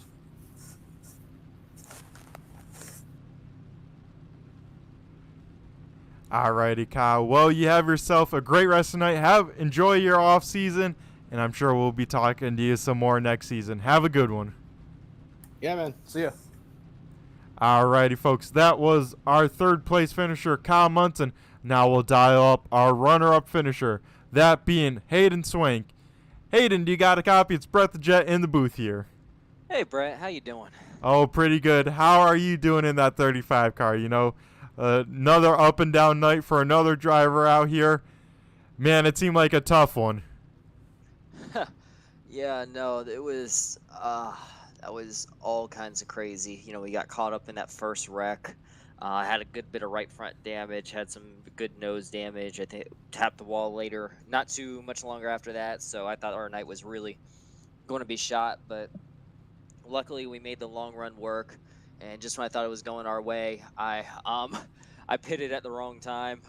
You know what I mean? It's like I just pitted at the wrong time. The caution flag came out, so we were back to the back, and a bunch more up and downs, a bunch more quick cautions, quick pit stops, and we ended up 2nd. I just wish I had a little bit better track position, another shot at the 90. Mike ran an awesome race. I thought maybe early on, if I was able to get ahead of him, we might have had something for him. But, all in all, still a good night. Yeah, Hayden, you definitely had some great speed in that 35 machine. It would have been awesome to see that thing, at 100% without that damage early on, to see what you really had in store up to the full potential. But, Hayden, did you have any more tires after that green flag pit stop and after all that stuff? Because I think you at least had one more set. Did you save it to that last time you came down pit road? Because you came through that field in a hurry trying to get to the 90 machine. Yeah, I figured I was like one of the only ones with a tire advantage, and after I had led, like built up a huge lead on that little green flag run, like when it evaporated, I looked behind and it seemed like everybody was on newer tires than me. I just brought it down pit road. I felt like I was the only one in that situation. I mean, I was coming back through the field probably way too aggressive. Made some moves there in the pack that were questionable at best. But yeah, either way, I was just desperate to get to the front. But yeah, those new tires came in clutch. Yeah, Hayden, awesome run from you here tonight. The second place, nothing to laugh at. You put on a heck of a show. Hopefully we'll see you here more often for the next season, as I think you could be definitely a title contender by the end of it. But before we let you go and celebrate this runner-up finish, Hayden, I'll hand over the mic to you and thank who you got to thank for this 35 crew. Absolutely. Just want to thank GM Bring Us Your Talent, Overtime, Tech Race, and everybody that always supports my racing career. You know, man, I can't wait to come back next year. Hopefully I'll be fighting for a title, but like more than that, like, oh man, I just want my first win in this series. Like, I think this might be like my 8th or 9th podium without a win. So I'm really, really looking for that first win next year. Oh, yeah, and this is the series to make it happen. You know, we saw a lot of first-time winners in this series, so it's only a matter of time, Hayden, before you get it. But you have yourself a great rest of the night. Go enjoy the off-season, and we'll be talking to you, I know it, in the future. Hayden, you have yourself a great rest of the night. You too. Thank you so much. Alrighty, folks, that was our runner-up finisher, Hayden Swank, in the 35 machine. Now we'll go talk to our race winner in victory lane. That would be the 90 machine, or the 3 car on his car of Michael Sturgill. Mike, you got a copy? It's Brett the Jet in the booth here. Yeah, I got you. Alrighty, man. Heck of a race from you tonight. We're definitely the dominant car out here. Got a little bit of a battle from Andrew Payne, but then he hit the wall, and it seemed like it was your race to lose. Was that the case for you? Yeah, I felt like that. That first run of the stage, I just focused on saving and trying not to let Andrew pull away too much. And then it looked like he burned his tires up and started getting really tight, and I still had tires left, so figured after that, I'd probably be hard to beat. Yeah, and that was the case tonight. Awesome job. And Mike, we're running in the broadcast booth. We're pretty sure. Is this your first ASRC Sportsman win? This is my first ASRC win, period, out of all the different cars and seasons they ran. So pretty excited. I wish Tanner was here, though. I've always wanted to beat him. Yeah, it's always special when you can beat that one car. But, Mike, you had a lot of good competition here tonight, so nothing to laugh at for who you beat tonight. But, yeah, heck of a job by you. Well, congrats on your first ever ASRC win over here. It's, like you said, got to mean a lot to you, and glad you could finally get the job done. It seemed like finally you got some good luck. Finally didn't get into a lap car, or don't want to bring back too bad memories for you. Yeah, I was having flashbacks there, passing all the lap cars that I came up on. But yeah, everyone in here, I mean, they kept me honest. Kyle was up on me for quite some time, and Andrew, before he got into the wall, was fast, and Hayden was fast also. So they were keeping me honest. Yeah, and heck of a job by you, Sturgill. Hopefully, I gotta ask the question. Hopefully, we'll see you some more for next season. Maybe a championship fight out of this 90 machine. Yeah, I'm thinking about it. I just kind of stopped running iRacing a lot, so I'm gonna try to get back into it. And weeknights, I usually don't have much going on, so we'll try to make a run next season. Awesome. We would love to see you out here, and I definitely know you could fight for a championship here no matter what cars we jump into. And Mike, once again, big congratulations on the victory here from the ASRC crew. But before we let you go, I'll hand over the mic to you and thank who you got to thank for tonight's victory. Yeah, I want to thank you and Turn 3 for putting the broadcast on. Everyone that watches, including my girlfriend and my dad, they were watching tonight. All the drivers in the league. Actually, surprisingly, there was a couple more cautions than I expected. Usually we go green, which is always fun. All the admins that run the league, and Roasted Jim's Coffee and Shady Designs for doing all my paintwork. I think that's got everyone. Alrighty. Well, awesome job, Mike. I'm sure if you forgot someone, we'll be talking to you some more here in the future. You have yourself a great one, and go party hard down in the Phoenix International Victory Lane. I'm impressed you made it down there. I didn't know you could go on there, so definitely have to keep that in the memory bank. Yeah, this was the only track that you can do that. So I was like, if I win this thing, I have to go park it there. Yep, and it definitely looks awesome in there. So, Mike, you have yourself a great rest of the night. Congrats on your first ASRC win. Thank you. Alrighty, folks. Now we'll talk to some champions. Here first, we got the Blue Division champion. That would be won by the 86 machine of John Sanu. John, do you got a copy? It's Brett the Jet in the booth here. Yep, I got you, Brett. Alrighty, John. Well, first and foremost, congrats on the Blue Division championship. How much does this mean to you? It's very cool. Like I was telling the guys earlier, I'm fairly new to iRacing, and this is my third league I've tried in the last couple of years I've been racing, and I really enjoy this league, and I've learned a lot. And to be able to come out with any kind of a title out of this group is pretty cool. A lot of good guys here, so it's I'm honored to be able to take a title away from it. Yeah, John, like we were saying, we saw a lot of improvements from you last season, but even more improvements from you this season. You know, you started fighting for some Blue Division wins. You know, we got to talk to you once the playoffs rolled around, and it seems like you really hit your stride here recently. So, awesome job from you. And, yeah, like I said, it seems like you learned a lot. And maybe what's one of the biggest things you learned from these Xfinity cars racing around some of these drivers here? Probably one of the greatest things I learned about these guys, around these guys and stuff, is patience, not overdriving the car, learning how close you can get to the other guys, and when they start to trust you, you can run side by side and learn a little confidence with that too. It's I've taken probably a little bit from probably everybody here at one point or another when I've been racing around them. So great league, great admins in both divisions, but this division specifically with Andrew, great league. Definitely have. Feel my skill level has greatly increased from the beginning of this season to the end. Yeah, John, awesome stuff from you. Once again, with the championship, you know, you joined the ranks of Kyle Munson as the only other Blue Division champion and the few list of an ASRC champion. So it's a pretty elite list to add your name to. So I know it's got to mean a lot to you and this 86 crew, but yeah, man, coming into the playoffs, you know, what was your kind of mentality to make this thing work and bring home this championship for you?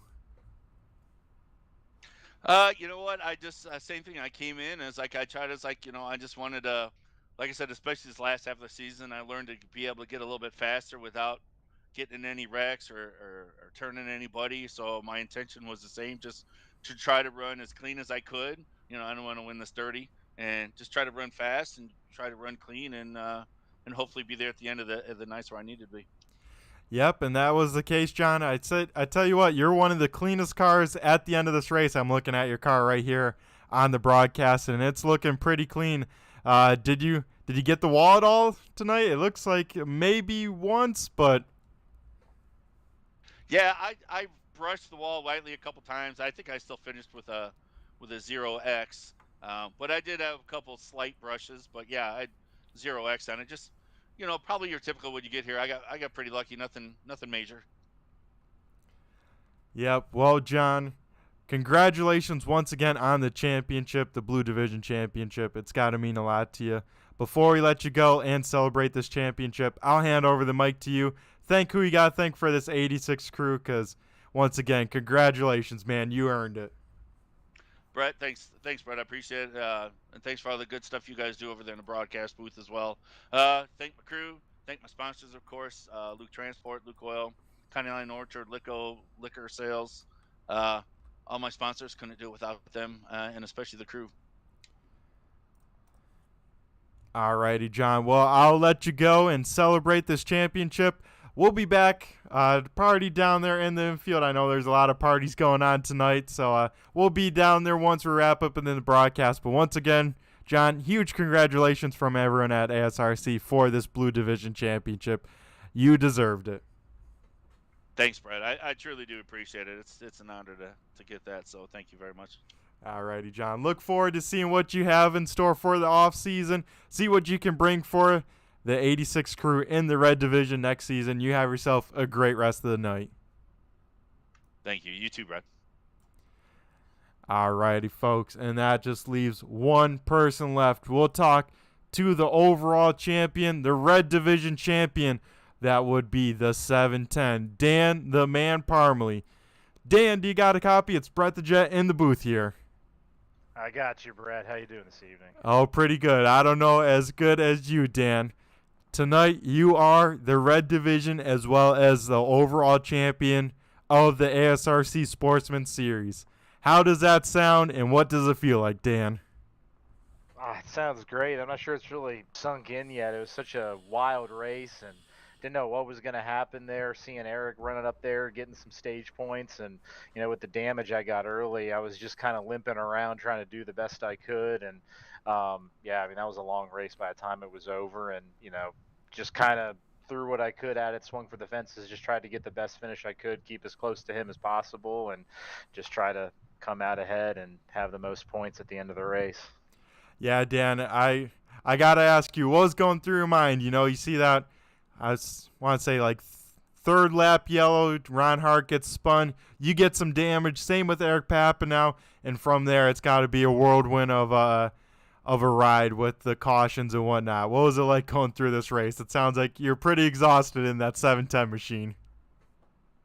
Oh, for sure. I mean, after that happened, it's just trying to figure out how the rest of the race is going to go and see what happens because, we had the 3 extra sets of tires and, only being 3 laps in, I'm like, well, I'm just going to repair the damage and run this set of tires out. And I think Eric ended up taking tires, so he was down a set.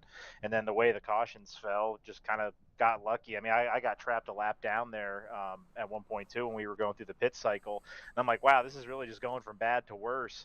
And then luckily we got that caution. I was able, I got the wave around, but then was able to come back in, get new tires, and just finish the race out. And again, just try to keep as close to Eric as possible. Was able to get around him with the fresher tires, and from there it was just stay out of trouble and get to the checkered flag.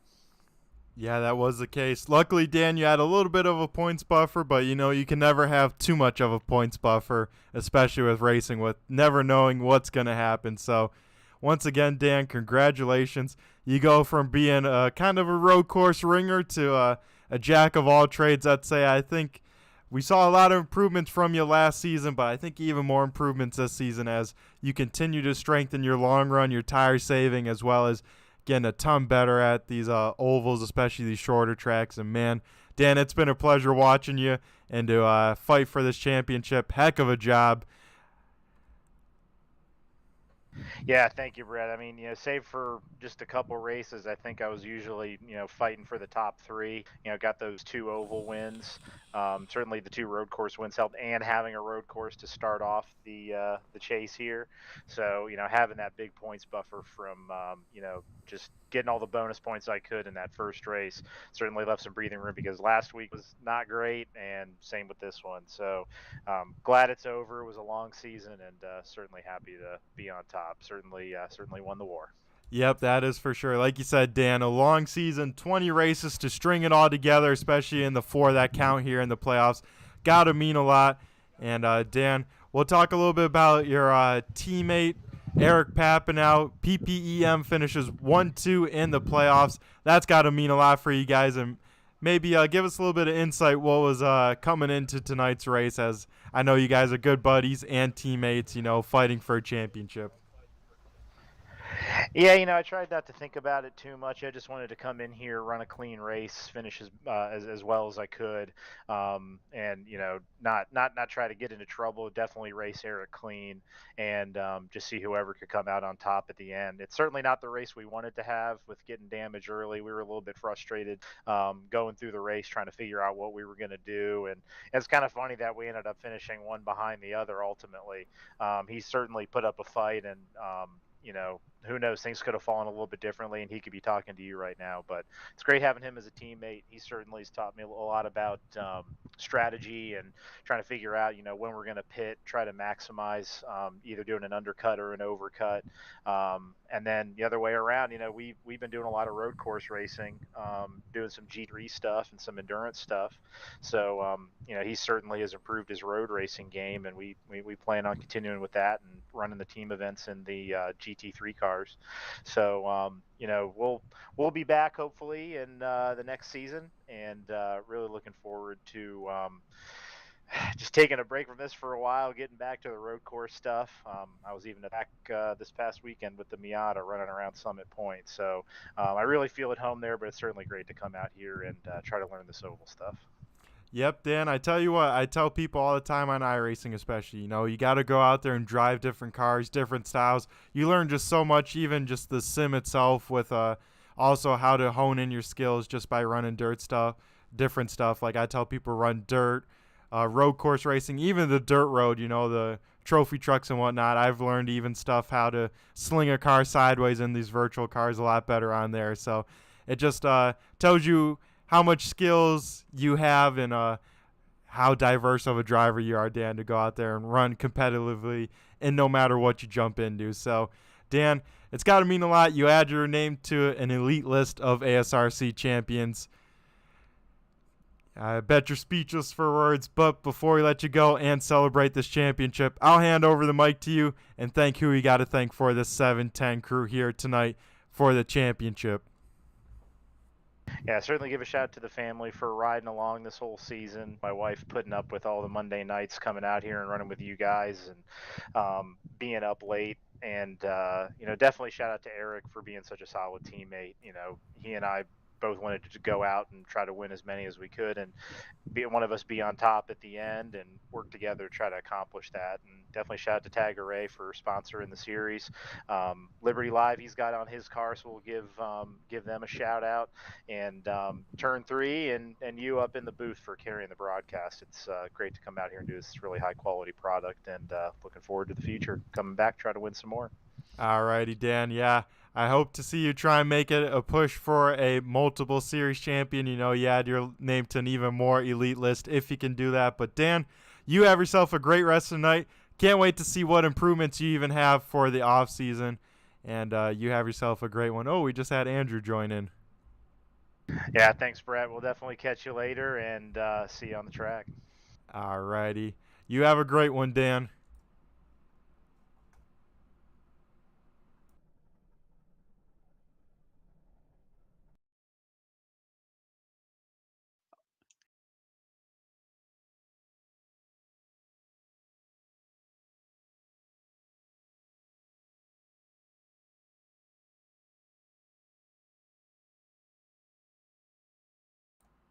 Alrighty, Carson. That runs through all the interviews. We had a lot of them here tonight. Carson, what'd you think of this race? What'd you think of the overall season? What a way to finish it, let me tell you. Yeah, Brett, I hope you're still alive and doing well after all those interviews. That was a lot of talk in there for you, but man, what a season. This was awesome. I enjoyed being in the booth with you. I enjoyed getting to know these drivers and the interactions I had with them. And congrats to Dan and John Sanu on their respective division wins. Congrats tonight to Mike for his win. And I'm sure we'll see a lot of these drivers again next year, and we can watch them grow and improve out here on these racetracks. Yep, that will be the case, Carson. Like you said, it's been an awesome season. Got to thank everyone for sticking on with it, whether driver or spectator. It's been a blast. But before we go, we'll run through tonight's race results. Michael Sturgill in the 90 machine picks up his first ASRC win. Finishing runner-up once again, Hayden Swank still in search for his first ASRC win. Kyle Munson in the 28 machine brings it home in third. John Wimbish in the 56 wins the blue division, brings it home fourth. And Lee Campbell, Carson, heck of a job by him, finishes in the top 5 in fifth. And Brett, this is a special one right here. Finishing in 6th. Good enough to win the Red Division Championship. It's a 710 car. It's Dan the Man Parmley. Then in 7th, his good buddy gave him a run here tonight. He knew what he needed to do for the championship, but couldn't quite do enough to get around Dan. It's the 43 of Eric Papanow. And in 8th, another division champion, the Blue Division champion. It's the 86 of John Sanu. In 9th place, Nathan Henry. We saw him make a run early, but he ends up finishing 9th in the 59 car. And then to round out your top 10, it's the 17 machine of Tommy Haynes. Picking up from there, 11th goes to Andrew Payne in the 93 machine. John DeMeester had some sort of issue. He finishes in 12th, and rounding out the field tonight with the tough luck, it is our pole sitter, Ron Hart, in the 51. Carson, it's been a pleasure. It's been an honor to call these races with you. Another season down. Heck of a job. Heck of a job to these racers. Heck of a job to these champions. Man, it is too cool to watch these guys, to see their hard work pay off at the end of the season. It's got to mean a lot to them. Yeah, Brett. And getting to know these guys, you can feel their emotions, with what's gone on and how the season's ended. You just think back to all the moments throughout the year that made this season what it was. But we'll have to see, Brett, what next season brings and what we have going for the booth with me and you. We'll have to see what next season will be like. Yep, that will be the case. But before we go and wrap up the season, we got to thank everyone for tuning on in here tonight. Got to thank all the live viewers as well as our YouTube chat lands. We got Debbie out there in the YouTube chat lands. Just like always, got to give a huge shout out to you. Congratulations for you guys for that championship with Dan the Man Parmley. Also, we got Roger tuning on in. What's up, Roger? Glad to have you. Same with Dave Payton. Got to give a shout out to you as well. And Carson, got to give a shout out to all these competitors that put on the show for us to call. Got to thank each and every one of them. Got to thank all the replay viewers that tune on in after the race to see the replay. Also got to give a big shout out to these champions of this season. They definitely deserved it. And it was, like you said, heck of a job to watch them develop as well as earn these championships here tonight. Carson, it's been a pleasure broadcasting with you like always. Another great season in the books. Thank you for tuning on in, being with me for a lot of these races. Always appreciate you in the booth with me. Yeah, Brett, hopefully I'll be doing this more next year. We'll have to see, though. Might be a change in the booth. I don't know. We'll have to see, Brett. You have to stay tuned because we'll have the next season here coming up in a short bit. When is the opener, Brett? Right now I think we're slated for around late August, so we'll play it by ear, and when we get some dates, we'll post it up on the Turn 3 Racing Network. You'll see some waiting videos for that. Be sure to tune on in and check them out, but right now the schedule is late August. All right, everyone, you heard him. Late August. If you want to see more of this ASRC Sportsman Series action, make sure to be there in August with us. Alrighty. And folks, from Turn 3 Racing Network, I have been Brett the Jet on the mic here once again. Thank to each and everyone for making it an awesome season. We look forward to tuning in to next season with all you again. It's going to be a good one. So everyone take care. Have a great off season, and we'll catch you on the flip side. Everyone have a good night. And just remember, folks, I am Brett the Jet, and I just flew by you. Have a good one. Yep, thank you, everyone. Thank you, Brett. Thank you, all the drivers. Thank you, all the fans. Have a good one, and hopefully we can see you again here with the next exciting season of the ASRC Sportsman Series. Have a good one.